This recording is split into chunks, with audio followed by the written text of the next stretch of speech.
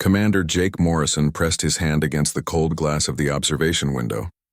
Beyond the transparent barrier stretched the vast emptiness of space, dotted with distant stars that humanity could see but never touch. Somewhere out there, past the edge of their solar system, an invisible wall kept them trapped like animals in a cage. The wall had been there for 300 years. The aliens who built it called it a safety measure. They said humans were too dangerous to be allowed into the galaxy. Too violent, too unpredictable, too much of a threat to the peaceful civilizations that lived among the stars. Jake had heard the stories his whole life. How Earth had nearly destroyed itself with nuclear weapons centuries ago. How humans had fought brutal wars over land, resources, and ideas. How they had created weapons designed specifically to kill each other in the most efficient ways possible. The aliens looked at human history and saw monsters. They looked at humanity and saw a species that could not be trusted. "You're doing it again," said a voice behind him. Jake turned to see Lieutenant Amy Collins walking across the deck of the ESS Horizon. She was young, maybe 25, with short brown hair and the kind of determined expression that had gotten her assigned to humanity's most advanced starship. "Doing what?" Jake asked, though he knew exactly what she meant, staring at the barrier. "Wondering what's on the other side, wishing we could break through." Amy stood beside him, her own eyes turning to the stars beyond. "We all do it. Every person on this ship has stood right where you're standing and thought the same thing." Jake nodded slowly. The ESS Horizon was the pride of Earth's fleet, a beautiful ship equipped with the best technology humanity had developed in their 3 centuries of isolation. They had faster-than-light engines, advanced weapon systems, and enough supplies to travel for years. But none of it mattered. The quantum barrier at the edge of their solar system stopped them cold every time they tried to pass. "Do you think they'll ever let us out?" Amy asked quietly. Before Jake could answer, the communication panel on the wall came to life with a sharp beep. Captain Helen Price's face appeared on the screen. She was a stern woman in her 50s with gray hair pulled back in a tight bun and eyes that missed nothing. "Commander Morrison, report to the bridge immediately," Helen said. Her voice sounded strange. Excited maybe, or worried. Jake couldn't quite tell. "On my way, Captain," Jake replied. He looked at Amy. "Come on. Something's happening." They made their way through the corridors of the Horizon, past crew members going about their daily duties. Life on a starship was routine most of the time. Patrols along the barrier, scientific experiments, training exercises. Anything to keep the crew busy and give them purpose when they couldn't do the one thing they all wanted to do, which was explore the galaxy beyond their prison. The bridge was a circular room filled with control stations and view screens. Captain Price stood in the center, her hands clasped behind her back. Around her, the bridge crew worked at their stations with unusual intensity. "What's going on, Captain?" Jake asked as he approached. Helen gestured to the main view screen. "We're receiving a transmission from beyond the barrier." Jake felt his heart skip a beat. "The aliens are contacting us?" "Not just contacting us. They're broadcasting a distress signal on every frequency we can monitor. And it's not just one signal, Commander. It's hundreds, maybe thousands." Amy moved to a nearby console and started pulling up data. "Captain, I'm seeing transmissions from all across the galaxy. They're all saying the same thing. They need help." Jake stared at the screen, watching lines of alien text scroll past. The ship's computer was translating it automatically, turning strange symbols into words he could read. The message was simple but desperate. "Plague, death, billions dying. Medical science failing. Need assistance, they're dying," Jake said softly. "The whole galaxy is dying," Helen nodded. "From what we can piece together, some kind of disease started spreading 3 months ago. It kills almost everyone it infects, and it's spreading faster than they can contain it. Their doctors don't know how to stop it. Their technology can't cure it. And they're asking us for help?" Amy sounded incredulous. "The same aliens who locked us away because we're too dangerous? They want our help now." "According to the transmission, they're asking everyone for help," Helen said. "But yes, that includes us. Specifically us, actually." She pulled up another message on the screen. This one was addressed directly to Earth, to the leaders of the human coalition. Jake read it quickly, his eyes widening with each word. The message explained that humans had survived more plagues and diseases than almost any other species in the galaxy. Humanity had faced the Black Death, influenza, Ebola, and dozens of other deadly diseases. They had developed sciences dedicated to understanding and fighting diseases. They had created vaccines, treatments, and medical protocols that had saved billions of lives. The aliens needed that knowledge. They needed human doctors, human scientists, and human medical technology. They were dying, and humanity might be their only hope. "What are they offering in return?" Jake asked. Helen's expression was hard to read. "Freedom, full membership in the Galactic Council. The barrier comes down permanently. We get everything we've wanted for 300 years. The bridge fell silent. Every person in the room understood what this meant. This was the opportunity humanity had dreamed of since the barrier first went up. This was their chance to join the galaxy, to explore the stars, to prove they were more than the violent savages the aliens believed them to be. But it came with a price. They would have to help the very beings who had imprisoned them. They would have to save the lives of aliens who had spent 3 centuries calling them dangerous. "What do we do?" Amy asked quietly. Helen looked at Jake, then at the rest of her bridge crew. "That's not our decision to make. This goes to Earth. The President and the Coalition Assembly will decide how humanity responds." She paused. "But we need to be ready. If they say yes, if we're going to help, then the Horizon will be the first ship through that barrier. We'll be humanity's first contact with the wider galaxy." Jake turned back to the view screen, watching the distress signals continue to pour in. Somewhere out there, beyond the invisible wall that had caged humanity for so long, people were dying. Not humans, aliens. Beings who feared humans and had locked them away. But they were still people. Still living, thinking, feeling beings who were suffering and afraid. "I know what I hope they decide," Jake said quietly. Amy looked at him. "What's that?" "That we help them. Not because of what they're offering us. Not because we want revenge or we want to prove something." Jake met her eyes. "But because it's the right thing to do. Because that's who we are." The message continued to scroll across the screen. Humanity would have to choose. Stay safe behind their barrier and let the galaxy burn, or step through into the unknown and try to save those who had condemned them. Jake Morrison knew what his choice would be. Now he just had to hope the rest of humanity would agree. The Galactic Council chamber was a massive room built to hold representatives from hundreds of different species. Normally, it was a place of calm discussion and careful diplomacy. Today, it was filled with fear. Ambassador Kelly stood at the central podium, his 3-fingered hands gripping the edge so tightly that his knuckles had turned white. He was a Ven, a species known for their blue skin and calm demeanor. But there was nothing calm about Kelly's today. His skin had faded to a sickly pale color and his hands trembled as he spoke. "The death count has reached 40 billion across 17 worlds," Kelly said, his voice breaking. The translator device on his collar converted his words into dozens of languages simultaneously, ensuring everyone in the chamber could understand. "The plague continues to spread. Our best scientists cannot identify where it came from. Our best doctors cannot create a cure." Council Speaker Thrain raised one of her crystalline appendages. She was a being made entirely of living crystal, her body reflecting light in beautiful patterns. But today those patterns seemed dim and lifeless. "What about the Medicae Collective?" Thrain asked.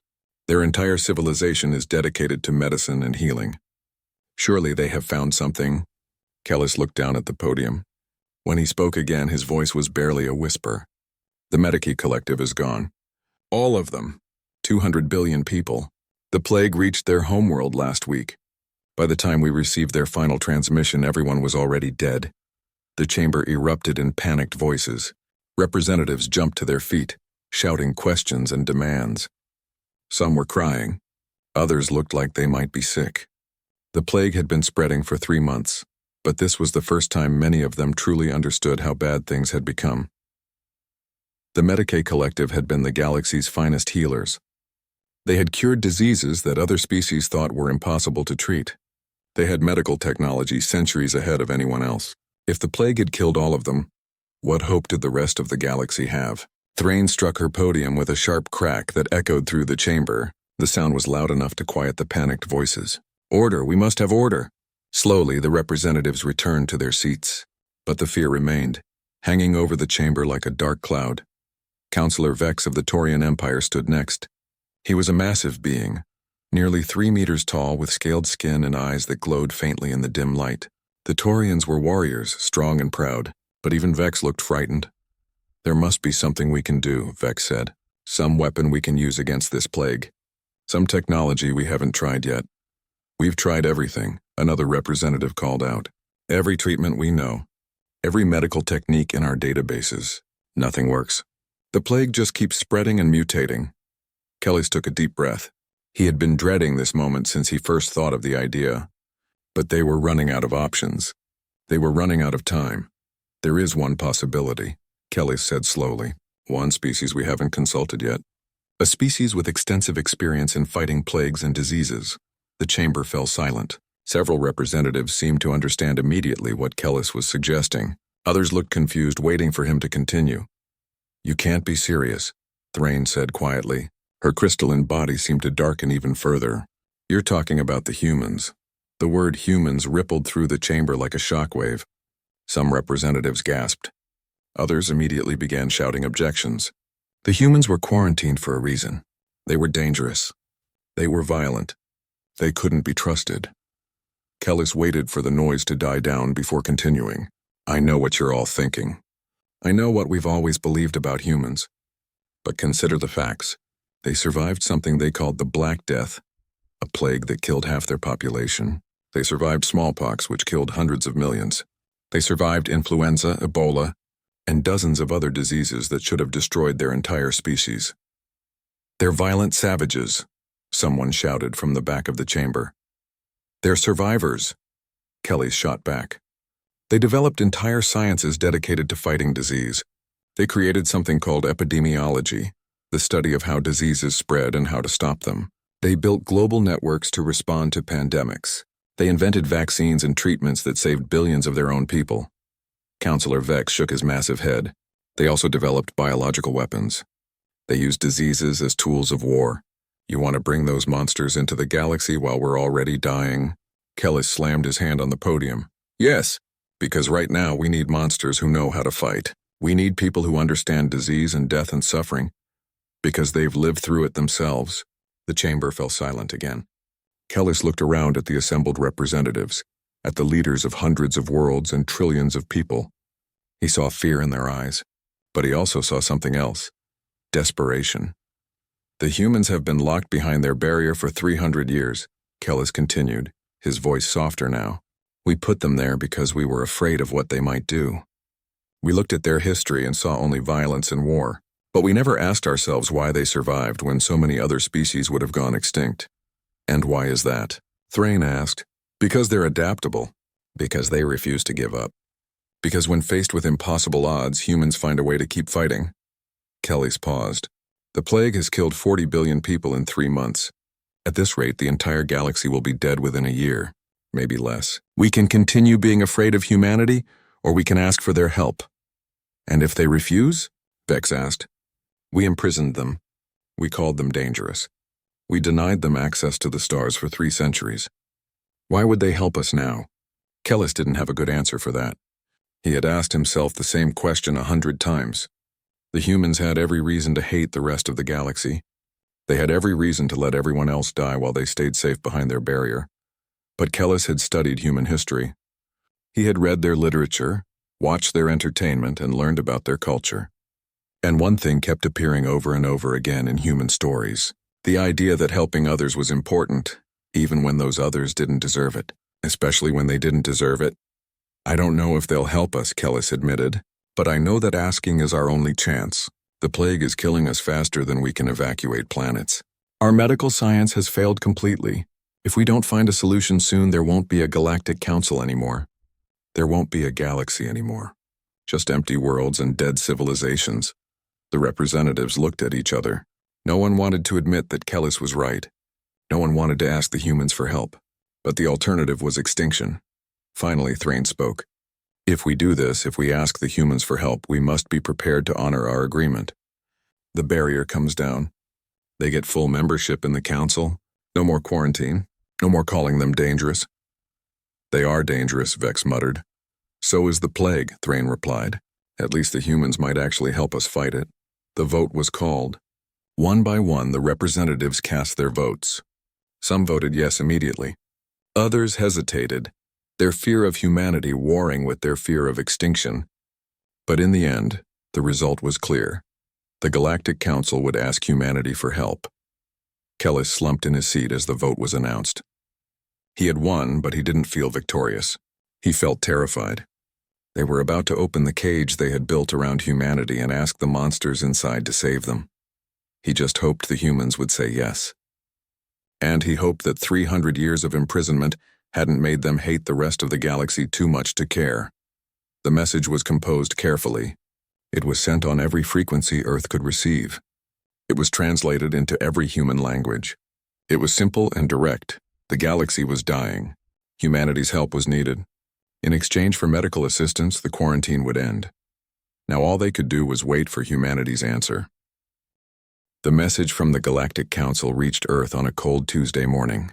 Within hours, every major news network on the planet was broadcasting the same story. The aliens who had locked humanity away for 300 years were asking for help. President Lisa Grant stood in the emergency assembly hall in Geneva, looking out at the gathered representatives from every nation on Earth. The Coalition Assembly had been created 200 years ago to unite humanity under a single government. Today that unity was being tested. Lisa held the translated message in her hands. She had read it a dozen times already, but she read it aloud one more time so everyone could hear. To the humans of Earth, the Galactic Council acknowledges your presence and requests your assistance. A plague of unknown origin threatens all sentient life in the galaxy. Our medical science has failed. We ask for any help you can provide. In exchange, we offer the immediate removal of your quarantine and full membership in the galactic community. The assembly hall erupted in angry voices the moment Lisa finished reading. Representatives jumped to their feet, shouting over each other. Some demanded that Earth refuse the request. Others wanted guarantees and conditions. A few simply wanted revenge for the 3 centuries of isolation. They locked us away like criminals, Senator Linda Morrison shouted from her seat. They called us too dangerous to be trusted. And now they want our help? Let them die. The hall erupted in applause from some sections and angry shouts from others. Lisa waited patiently for the noise to die down. She had expected this reaction. 300 years of being treated like monsters had left deep scars on humanity.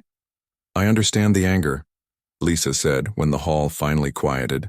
I feel it too. We were punished for crimes we never committed. We were judged based on our past, not our present. The barrier has been a prison for everyone alive today, even though none of us were responsible for the wars our ancestors fought. Then why are we even considering helping them? Another representative called out. Before Lisa could answer, an elderly man stood up near the back of the hall. Dr. Peter Hayes was 73 years old and walked with a slight limp from an injury he had sustained during the Mumbai outbreak 40 years ago. He had spent his entire life fighting disease, first as a field doctor and later as the director of the Global Health Initiative. May I speak, Madam President? Peter asked. Lisa nodded and stepped aside, giving Peter the floor. Peter walked slowly to the front of the hall. His hair was white and his face was lined with age, but his eyes were sharp and clear. He had seen more death and suffering than most people could imagine. He had held the hands of dying children and watched entire communities wiped out by disease. He knew exactly what the aliens were facing. My name is Dr. Peter Hayes, he began. Some of you know me. Most of you don't. I've spent 50 years fighting diseases all over Earth. I was there during the Mumbai outbreak. I was there when the Arctic virus nearly wiped out the northern settlements. I've seen what plagues can do. The hall was silent now, everyone listening. When I was young, I took an oath, Peter continued. The same oath every doctor takes. First, do no harm. Help those who need it. Don't let people die if you can save them. He paused. The beings out there in the galaxy, they're dying. According to the message, billions are already dead. Billions more will die soon if nothing changes. They're not our responsibility, Senator Morrison said. They made their choice when they locked us away. Peter looked at her directly. You're right. They're not our responsibility. We don't owe them anything. They've treated us terribly. He took a breath. But that doesn't mean we should let them die. Why not? Morrison demanded. Give me one good reason why we should help the people who imprisoned us. Because we're human, Peter said simply. Because despite everything the aliens think about us, despite what we used to be, we became better. We learned from our mistakes. We built a unified world. We ended poverty and hunger. We stopped fighting wars. We did all of that because we decided we wanted to be better than our ancestors. He gestured to the message in Lisa's hands. Those aliens out there, they see us as monsters. They think we're violent and dangerous. And maybe they're right. Maybe we do have the capacity for terrible things, but we also have the capacity for incredible compassion. We don't let people die when we can save them. That's not weakness. That's what makes us worthy of the stars they denied us. The hall was quiet. Some representatives were nodding. Others still looked angry. But they were listening. I'm not asking anyone to forgive what was done to us, Peter continued. I'm not asking us to forget 300 years of isolation. But I am asking us to be who we claim to be, to live up to the ideals we say we believe in. If we let the galaxy die out of spite, then maybe the aliens were right about us all along. Senator Morrison stood again. And if we help them, what then? Do we just pretend the last 300 years didn't happen? No, Peter said firmly. We remember. We make sure it never happens again. But we also prove that we're better than the fear that drove them to lock us away. We show them who we really are, not through words, but through actions. President Grant stepped forward again. The vote must be called. The decision belongs to all of humanity, not just to me or to Dr. Hayes. She looked around the hall. Those in favor of providing medical assistance to the Galactic Council? Hands began to rise, slowly at first, then faster.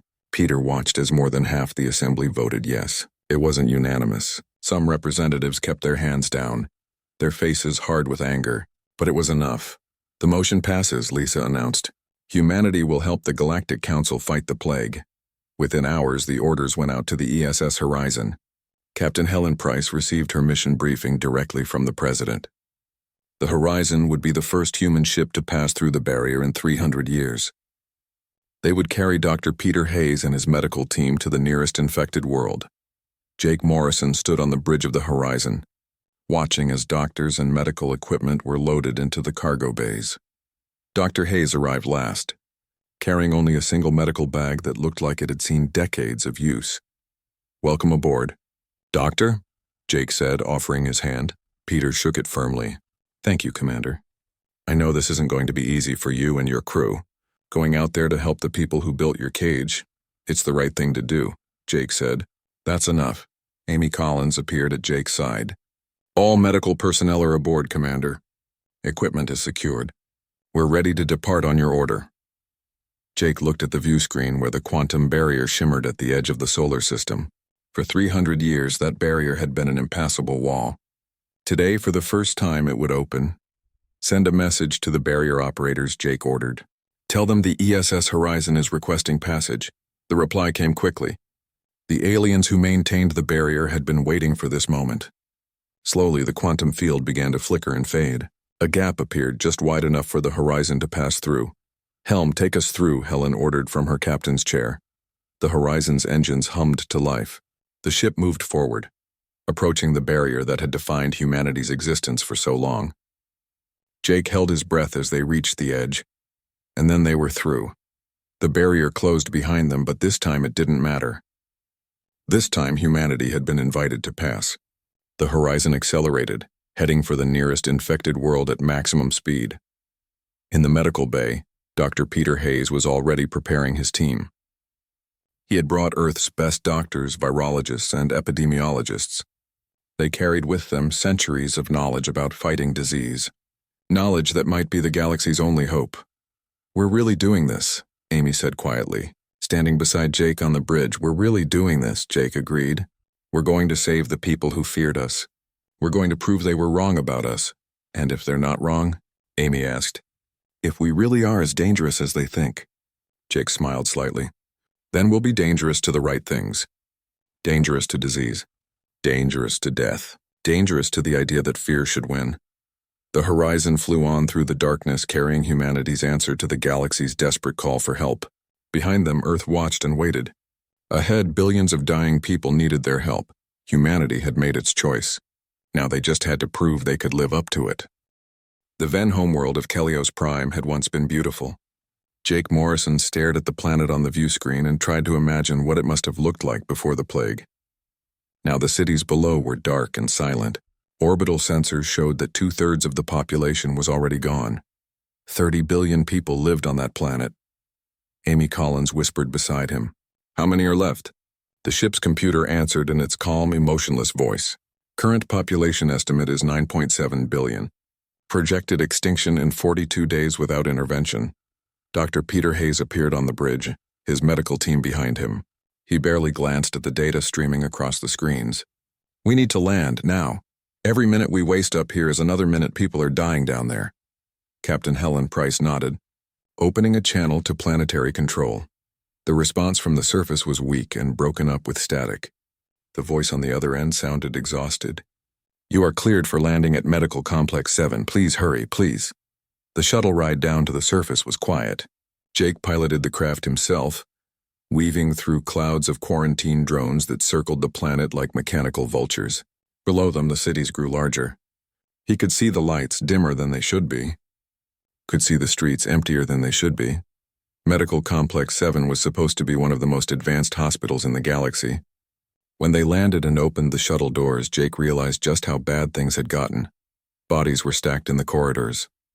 Not just a few hundreds, maybe thousands. The crematoriums couldn't keep up with the death rate, so the bodies just piled higher. The smell hit them immediately, even through their protective suits. Amy turned away, her hand over her mouth. Even through the suit's filters, the stench of death was overwhelming. Dr. Hayes didn't hesitate. He walked straight into the hospital, his medical bag in one hand and a portable scanner in the other. His team followed, their faces grim but determined. A Ven doctor stumbled toward them. Her protective equipment was makeshift, pieces of plastic and cloth taped together in a desperate attempt at safety. Her blue skin was pale and covered in the dark spots that marked the plague's progression. You came, she said in heavily accented standard language. The humans actually came. We came, Peter confirmed. I'm Dr. Peter Hayes. Where are your active cases? The Ven doctor laughed, a sound without humor. Everywhere. Every room. Every corridor. The whole planet is one big active case. Peter nodded. Then we start here and work outward. I need samples from patients at different stages of infection. I need your medical records and environmental data from where the outbreak started. I need to know everything you know about this disease. The Ven doctor led them through the hospital. What Jake saw would stay with him for the rest of his life. Rooms filled with dying people, their families holding their hands as the plague slowly destroyed their nervous systems. Children crying for parents who were already dead. Doctors and nurses working until they collapsed from exhaustion or infection. The human medical team split up, each doctor taking a different section of the hospital. They collected samples, interviewed survivors, documented symptoms. They worked with the few remaining Ven doctors, sharing knowledge and comparing notes. Dr. Sarah Kim was a virologist who had spent 20 years studying Earth's deadliest diseases. She set up a portable lab in what used to be a storage room and started analyzing the plague samples immediately. Jake found her there 3 hours later, her eyes locked on a microscope display. Dr. Kim? He asked carefully. Have you found anything? Sarah looked up and Jake saw something in her expression that made his blood run cold. Not fear. Recognition. This plague, Sarah said slowly. It's not natural. What do you mean? I mean someone made this. Sarah pulled up images on her display, showing the plague's genetic structure. Look at the mutation rate. It's too controlled, too precise. Natural diseases mutate randomly. This one mutates in specific directions, targeting specific genetic markers. A biological weapon? Jake asked. Maybe. Or a medical experiment that went horribly wrong. Sarah zoomed in on a section of the genetic code. But whoever made this, they understood genetic engineering at a level we've never achieved. They created something that specifically targets non-human biology. Non-human? Jake leaned closer to the screen. You mean it doesn't affect humans? Our cellular structure is different enough that we might have natural immunity. But more importantly, because it was designed to target alien biology, we can use that as a starting point for a cure. Sarah smiled, but there was no happiness in it. They made a weapon that kills everyone except humans. They didn't count on humans being the ones to cure it. The work began in earnest. Dr. Hayes assembled a team of human and alien doctors, pooling their knowledge. The humans brought their understanding of epidemiology and disease progression. The aliens contributed their advanced genetic technology and medical databases. Days blurred into weeks. The medical team worked 18-hour shifts, stopping only when they physically couldn't continue. They synthesized potential vaccines, tested them on tissue samples, refined the formulas. The plague fought back, mutating and adapting, but human ingenuity matched it step for step. Jake watched supply shuttles arrive from Earth every few days. More medicine, more equipment, more volunteers. Doctors and nurses were signing up by the thousands to come help, leaving behind their comfortable lives on Earth to fight a plague that didn't even affect them. Why are they doing it? Amy asked, watching another shuttle land. These people are risking their lives for aliens who locked us away. Jake thought about Dr. Hayes, who had lost his parents to a pandemic. About Dr. Kim, who could have stayed safely on Earth but chose to come here instead. About the thousands of other humans who volunteered to help. Because it's who we are, Jake said finally. We see people suffering and we want to help. It doesn't matter that they're aliens. It doesn't matter that they feared us. They need us, and we're not the kind of species that turns away from that. In the makeshift laboratory, Sarah Kim made a breakthrough. She had been working for 72 hours straight, surviving on coffee and determination. The answer came to her at 3 a.m, when she was so tired she could barely see straight. The plague's targeting mechanism could be reversed.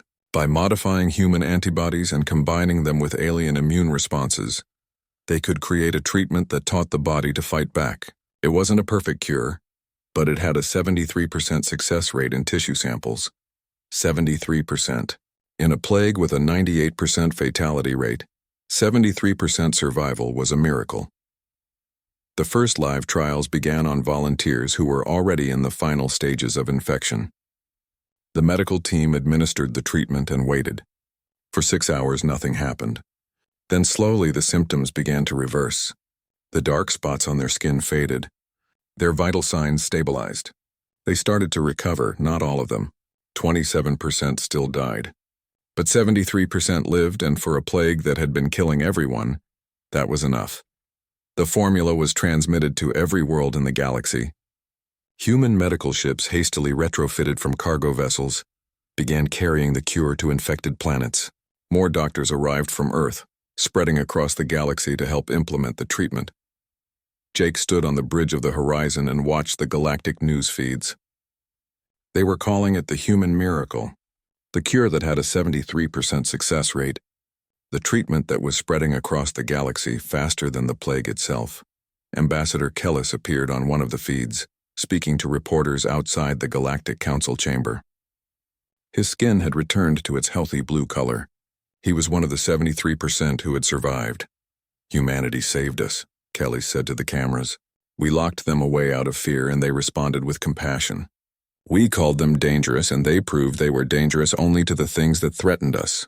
History will remember this moment, the day humanity showed the galaxy who they truly are.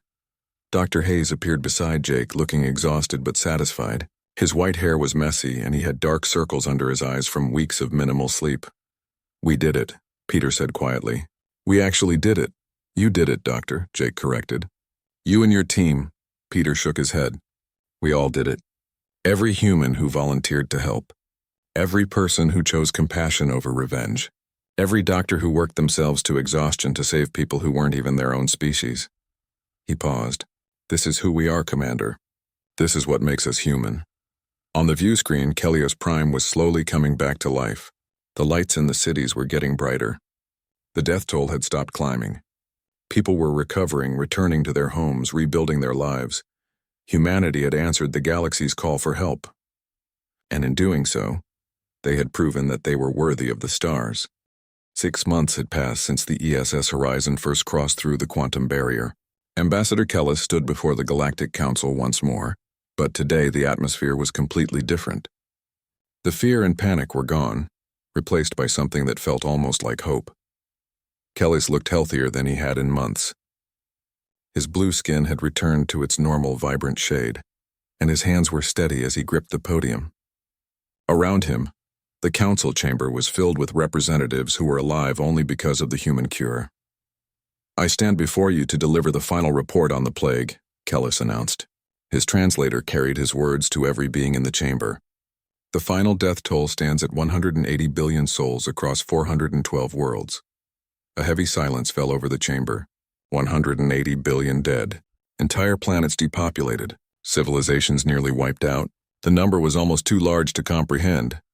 But it could have been worse, Kellis continued. Much worse. Our projections showed total extinction within 8 months. Without intervention, every being in this chamber would be dead right now. Every world in the galaxy would be silent. He paused, letting his words sink in. Humanity saved 400 billion lives. Human doctors traveled to over 200 worlds, working alongside our own medical professionals. They asked for nothing in return. They didn't demand payment or concessions. They simply helped because they could, because it was the right thing to do. Council Speaker Thrain's crystalline form seemed to brighten slightly. The humans have proven themselves to be far different from what we believed. We judged them based on ancient history and fear, not on who they had become. Councillor Vex, the massive Taurian warrior, stood next. His glowing eyes seemed dimmer than usual, humbled by what had happened. I was wrong about the humans. I called them savages and monsters. I wanted to keep them locked away forever. He looked directly at the human delegation, which included Dr. Peter Hayes and Commander Jake Morrison. I apologize. My fear blinded me to the truth, Kellis nodded. Many of us were wrong. We saw humanity's capacity for violence and assumed that was all they were. We never considered that the same species capable of great destruction might also be capable of great compassion. He pulled up a holographic display showing images from the plague response. Human doctors working shoulder to shoulder with alien medical staff. Human volunteers distributing medicine in refugee camps. Human ships carrying supplies to quarantined worlds. I propose that we do more than simply honor our agreement to end the quarantine, Kellis said. I propose we formally apologize to humanity for 3 centuries of unjust imprisonment. I propose we offer them a permanent seat on this council with full voting rights. And I propose we recognize their medical contribution with the highest honor the galaxy can bestow. The vote was called. Every single representative voted yes. For the first time in Galactic Council history, a motion passed with complete unanimity. On Earth, President Lisa Grant watched the council session through a live video feed. Tears rolled down her cheeks as she saw the vote results. 300 years. 300 years of isolation, of being called too dangerous, of being feared and shunned. And now, finally, it was over. Dr. Peter Hayes sat beside her in the Geneva Assembly Hall. His medical bag rested at his feet, still packed from his most recent trip to the Taurian homeworld. He had been helping them establish new pandemic response protocols, teaching them the epidemiological techniques that Earth had developed over centuries. They're still going to be afraid of us sometimes, Peter said quietly. We are capable of violence. That part wasn't a lie. Lisa wiped her eyes and nodded. But we're also capable of this. Of choosing to help instead of hurt. Of being better than our worst impulses. She looked at Peter. You showed them that. You and every human who volunteered to help. We just did what felt right, Peter said. We saw people dying and we knew how to help. The choice was easy. On the view screen, Ambassador Kellis was announcing the formal apology. Representatives from dozens of species stood and spoke, acknowledging their fear and prejudice. Some admitted they had voted to keep the quarantine in place even when presented with evidence that humanity had changed. Others confessed they had spread fear and rumors about humans to their own people. The apologies went on for hours. When they finally finished, Thrain spoke one last time. The quantum barrier has been permanently deactivated. Humanity is free to explore the galaxy without restriction. Welcome to the stars, humans. Welcome home. On the ESS horizon, Jake Morrison stood on the observation deck with Amy Collins, the same viewport where he had once stared at the invisible wall that kept them caged. Now there was no barrier, just open space and endless possibilities. We can go anywhere now, Amy said, her voice filled with wonder. Any planet in the galaxy. We're free, Jake smiled. We were always free. The barrier was just metal and energy. It couldn't cage who we are inside. Philosophical today, Commander. Just thinking about everything that's happened. 6 months ago, we were prisoners. Today, we're heroes. Not because we fought anyone or proved we were strong. Because we helped. Amy was quiet for a moment. Do you think they'll ever really trust us? I mean, we did come from violent ancestors. We do have the capacity for terrible things. Probably not completely, Jake admitted. And maybe that's okay. Maybe being a little dangerous is fine as long as we're dangerous to the right things. Like plagues. Like plagues. Like injustice, like the idea that fear should control us. Jake turned from the viewport. The galaxy learned that we're not just violent. We're adaptable, we're compassionate. We're willing to help people who hate us because it's the right thing to do. Down on Kelios Prime, a monument was being constructed in the capital city. It would stand 50 meters tall, made of crystal and steel, with the names of every human medical worker who had helped fight the plague. 42 names were marked with special honors. Those were the doctors and nurses who had died from the plague while treating patients, sacrificing their lives to save others. The monument's inscription was simple. To humanity, you answered when we called. Dr. Sarah Kim visited the construction site, standing beside Ambassador Kellis. She had lost 2 colleagues to the plague, both brilliant scientists who had pushed themselves too hard in the search for a cure. Will anyone remember what you did here? Kellis asked her. Sarah smiled sadly. The people we saved will remember. That's enough. It's more than enough, Kellis agreed. My children are alive because of humans. Billions of children across the galaxy are alive because you came when we needed you most. He paused. We were fools to fear you for so long. You were protecting your people, Sarah said. I understand that. We have a violent history. You had good reasons to be cautious. But we let caution become cruelty. We punished you for crimes your ancestors committed. Kellis looked at the monument. I hope humanity can forgive us someday. Sarah was quiet for a moment. We already have. The moment we decided to help you, we let go of the anger. You can't heal people if you're holding on to hate. Back on the horizon, Captain Helen Price was preparing the ship for its next mission. Not a rescue mission this time, an exploration mission. They were going to map new star systems, make first contact with previously unknown species, and explore regions of the galaxy that humans had only dreamed about. How does it feel? Jake asked Helen as they reviewed the mission parameters. Strange, Helen admitted. For my entire career, this ship has been limited to our solar system. Now we can go anywhere. It almost doesn't feel real. It's real, Jake assured her, and we earned it. Not with weapons or threats. With compassion and knowledge and hard work, Helen smiled. That's the part I'm most proud of. We didn't get our freedom by proving we were strong. We got it by proving we were kind. The message from Earth arrived later that day. President Grant had recorded a speech to be broadcast across the entire galaxy. Jake and the crew gathered on the bridge to watch. Lisa Grant appeared on the view screen, standing in the assembly hall with the flags of Earth's nations behind her. She looked tired but happy. To the people of the galaxy, Lisa began, 6 months ago you called us dangerous. You weren't entirely wrong. Humans are capable of violence. We have a dark history filled with war and destruction, but you only saw half of who we are. She paused, choosing her words carefully. Yes, we are dangerous. We're dangerous to disease. We're dangerous to injustice. We're dangerous to the idea that fear should rule over hope. We're dangerous to anyone who threatens the innocent, whether those innocents are human or not. But we're also capable of incredible compassion. We're capable of forgiveness. We're capable of helping those who have wronged us because it's the right thing to do. That's what makes us human. Not our capacity for violence, but our choice to be better than our worst impulses. Lisa looked directly into the camera. The barrier is gone. Humanity is free.